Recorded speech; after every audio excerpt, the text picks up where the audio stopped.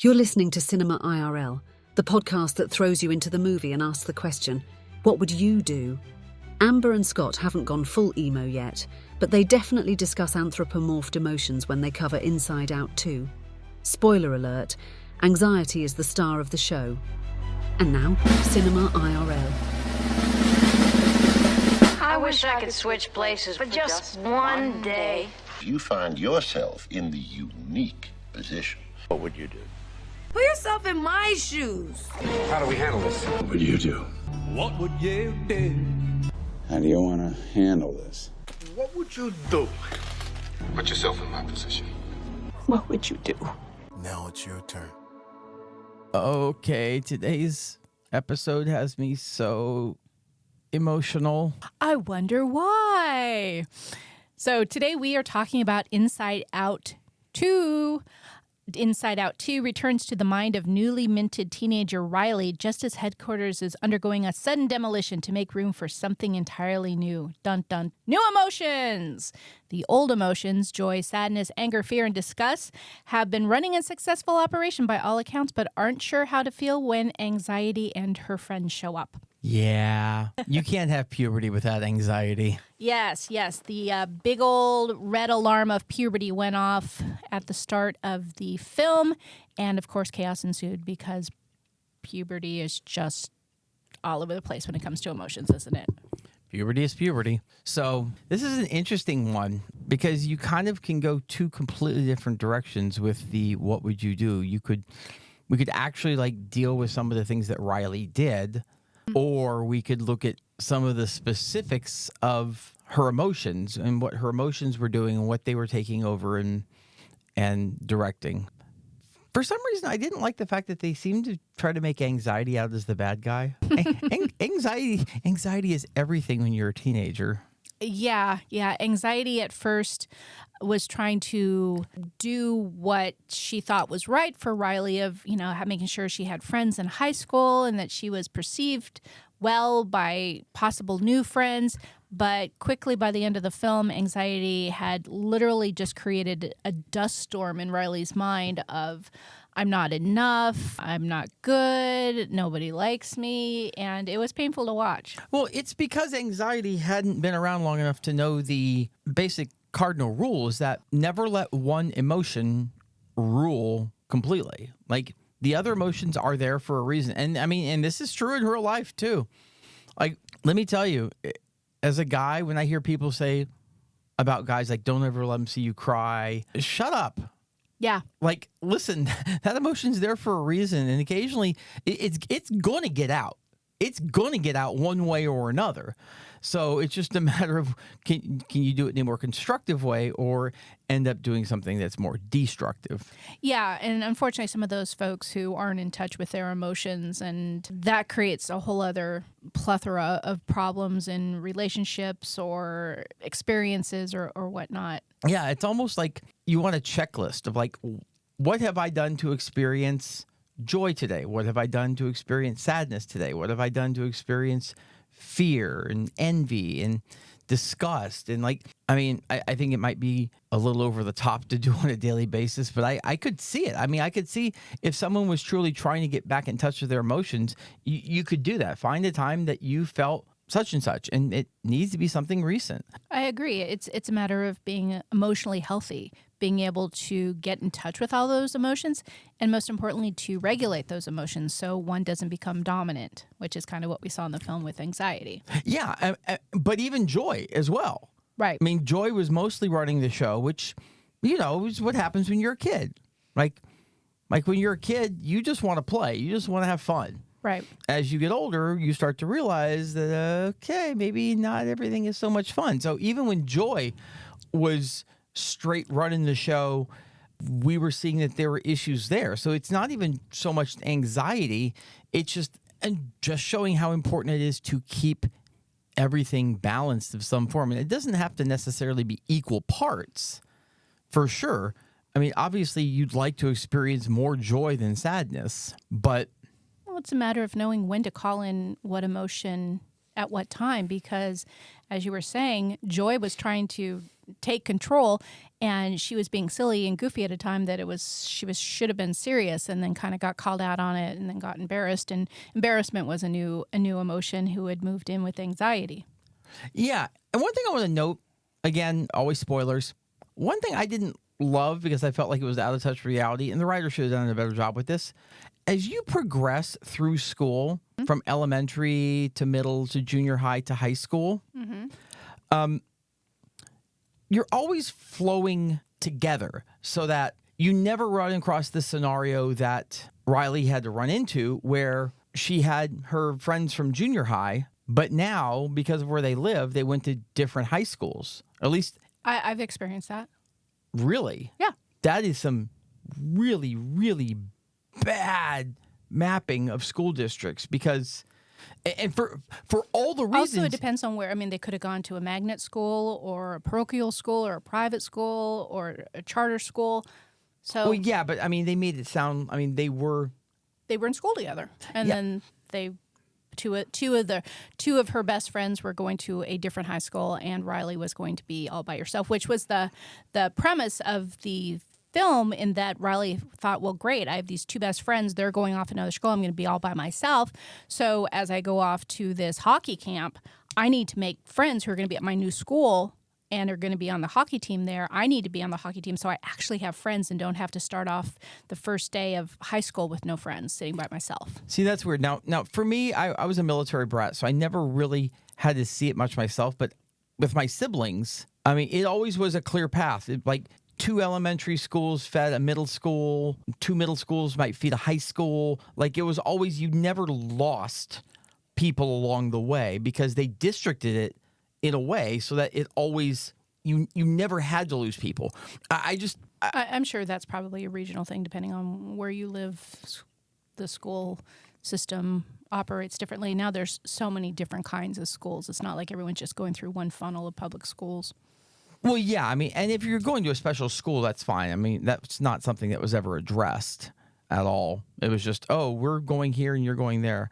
Either way, it was an interesting point about Riley and holding on to the past versus preparing for the future. And let me tell you, well, for one, they have to do it the way they do because it's a movie and you have to have a plot line. You have to have things that flow with the movie. But if I'm Riley, I'm trying to skate with the cool kids. I'm trying to get in with that new crowd because... And the new crowd was the kids at the hockey camp. Yeah, the high school kids who were already on the team, and she's trying to get on the team to be with them. So, I mean, it's funny. In many ways, Riley was, I mean, thanks to, writers being older than 13, Riley was wise beyond her years to know, hey, I need to try to fit in here. I need to, like, I've identified that this is something that I need to do so that I feel accepted moving forward. And the reason she had that epiphany is because anxiety moved in, and anxiety is the one who put that on her radar of knowing that she had to do something differently and she had to set up her success for the next 4 years to have new friends. Yes. And that's why, I mean, the new emotions of, like, I feel like you look at anxiety and envy and boredom and embarrassment, and you look at them as bad things. Ennui. And, I mean, they can be, but anxiety is a good driver of things, for sure. Like, I kind of didn't, and I'm sure you probably have a thought on this from a mental health perspective, but you can feel anxious without having anxiety. Like, anxiety is more of a clinical term, but you can feel anxious, uneasy, uncertain, uncomfortable. Well, I mean, and that's. I mean, there's generalized anxiety disorder, and then there's beyond that a bunch of. But it's normal for a 13-year-old girl to feel anxious, uncomfortable. Oh yeah, no, I mean, listen. There's nothing wrong with feeling anxiety. We all do. It's just a matter of like when Riley was in the penalty box when anxiety really took over. Like, that's what you're trying to avoid. You're trying to avoid right when she was on the verge of having a panic attack. Yeah, she was, and that's because anxiety had worked up the console into that dust storm that I referred to earlier, which is pushing all the buttons in a frenzy that it just made Riley's anxiety out of control. Yeah, and that's when it becomes a mental health disorder. But the truth is if you have joy and joy is completely running you, boys and girls, that's called mania. Yeah. And then if sadness is running the console, that's called depression. Yeah. And that's the thing. It's fine to feel these emotions. You just don't want them to be so dominant over you that the other ones can't get out, or that they're being felt at the right time. Anxiety is a completely normal and healthy thing in high school. Now, that said, be anxious over the things that you can do something about. And I actually like the fact that they quickly addressed right at the very end that idea of, okay, listen, these things over here, there's no point to being anxious about them. There's nothing we can do about it. Right. Like we can't control this. What can we control? What can we focus on? And that's always been. And that's when Joy was trying to calm anxiety. Yeah, and I'm not going to bore everyone with the bucket system and you know what it is. But basically, the long and short of it is if there's something that you have no control and no influence over whatsoever, crumple it up, throw it away, because you can't do anything about it. Right. You've got to get it off your mental plate. Right. So, and that's a good thing. That helps keep anxiety in check. Yeah. The other thing that happened towards the end, which I thought was really relevant, was Joy at the beginning of the movie was selectively taking memories and taking the good memories and putting them in long-term memory, and then anything that was upsetting, shipping it off to the great beyond, so Riley wouldn't have any bad memories. And at the end of the film, anxiety told Joy, we can't pick and choose who Riley is. She's all these things. And then at that point, there had already been a bunch of shenanigans that basically resulted in all the good memories and all the bad memories going into Riley's consciousness. And so she had those ups and downs, and she had all of the memories, whereas up till then, Joy had been selectively hiding the bad stuff. So Riley only had the good stuff. Well, and honestly, I kind of feel like that's a lot of being a child pre-puberty. That, again, you're kind of fueled by joy in general. So it's actually kind of easy to kick things out that you don't want there. Now, that said, certain things can obviously happen that it's not so easy. And those are things that usually involve the police, or should involve the police. But yeah, it's easy. But as you grow older and your brain develops more, you can look back on certain events of your past in a different light. You might learn to think differently about those things that happened, thus affecting your perspective in the past on it, and like it did, helping to shape who you are. So something you did when you were 7 might not have a big impact on who you are when you're 10, but when you're 15, 16, 17, that thing that you did when you were 7 could absolutely then come back and have more of an influence, because that's, I don't know. I feel like that's when you start to really feel real world consequences. Because when you're really before high school, for the most part, if you're feeling consequences, it's your parents, maybe teachers. I mean, that's really the people that you're mostly going to feel consequences from. Once you start getting into those puberty years, like into high school and stuff like that, society will punish you. See, I don't know if I'm agreeing with this tangent, because from my personal experience, I feel like it. So we're talking about Riley was 13. So anything prior to 13 was her, Joy's running the show and just feeding on the positive memories. I mean, mostly. I mean, obviously there's still needing here and there. But I mean, if we're saying that's basically through up until 8th grade, when she's going to go into 9th grade.